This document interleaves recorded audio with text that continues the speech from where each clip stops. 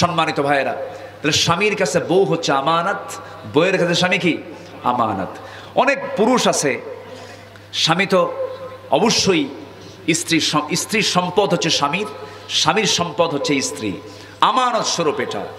তো বউ কি সবার না একজনের?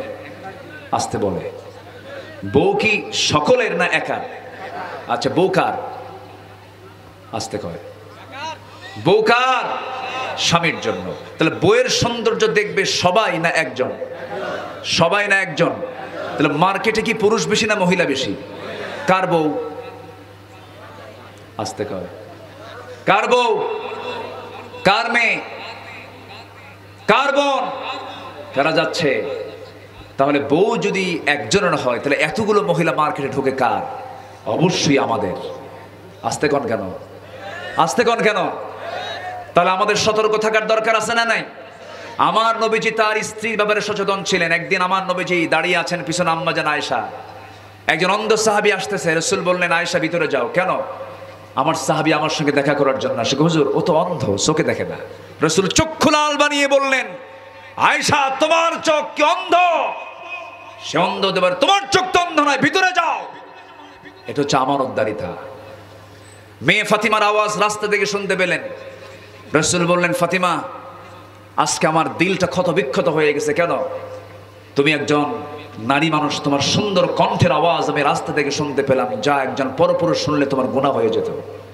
জিহ্বায় কামড় মেরে ইন্না লিল্লাহ বলে বলছে, আব্বা, জীবনে আর মুখের আওয়াজ আমার আর জোর কোথাও যাবে না। আল্লাহু আকবার বলেন।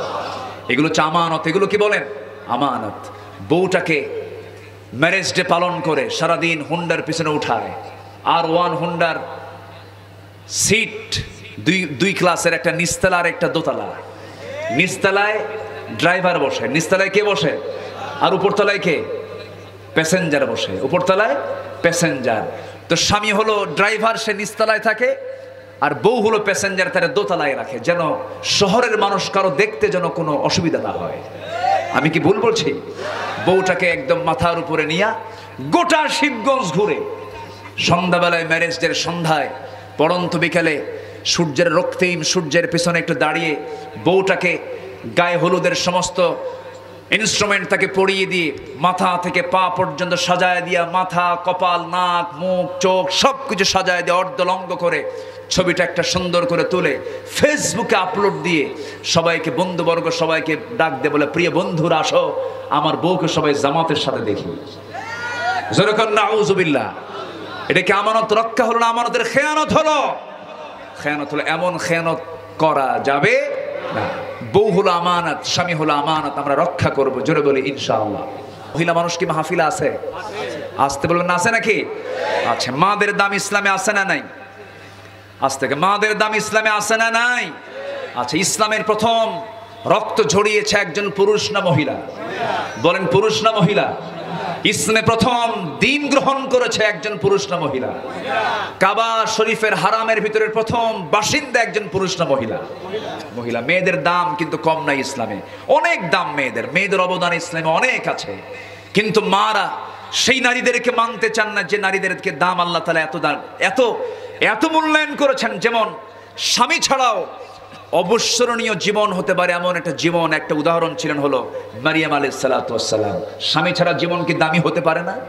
তার স্পষ্ট প্রমাণ কে? মারিয়াম। এরপর সন্তান ছাড়াও জীবন সফল হতে পারে, তার দৃষ্টান্ত ছিলেন হলো আয়েশা সিদ্দিকা রাদিয়াল্লাহু তাআলা আনহা। হতে পারে না? হতে পারে। এরপর জীবনকে জালিম স্বামীর সামনে সঁপিয়ে দিয়েছেন, ঈমানটাকে টিকে রেখেছেন, এমন সফল জীবন ছিল আসিয়া আলাইহিস সালাতু ওয়াস সালামের। আছে না নাই? বলেন, আছে না নাই? আছে। এরপর কি বলে, জীবনের পড়ন্ত সময়েও কিন্তু সুদিন আসে। যেরকম পড়ন্ত সময় ছিল আম্মাজান খাদিজার জীবনে, 40 বছর বয়সে জীবনের পড়ন্ত সময়টা হয়ে গেছে তার গোল্ডেন লাইফ, খাদিজা রাদিয়াল্লাহু তাআলা। যেরকম আল্লাহু আকবার।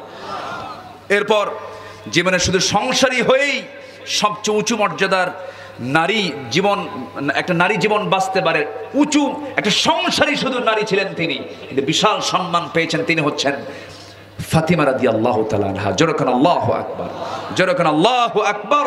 তাহলে ফাতিমার মতো সংসারী, খাদিজার মতো শেষ সময় অনর সিদ্ধান্ত নিয়ে ইসলামের উপরে টিকে থাকা। এরপর স্বামী ছাড়াও ইমানটাকে মজবুত টিকে রাখা, এরপরে স্বামী জালিম হওয়ার পর ইমানকে টিকে নিয়ে বাকি জীবন টিকে রাখা। আল্লাহু আকবার বলেন।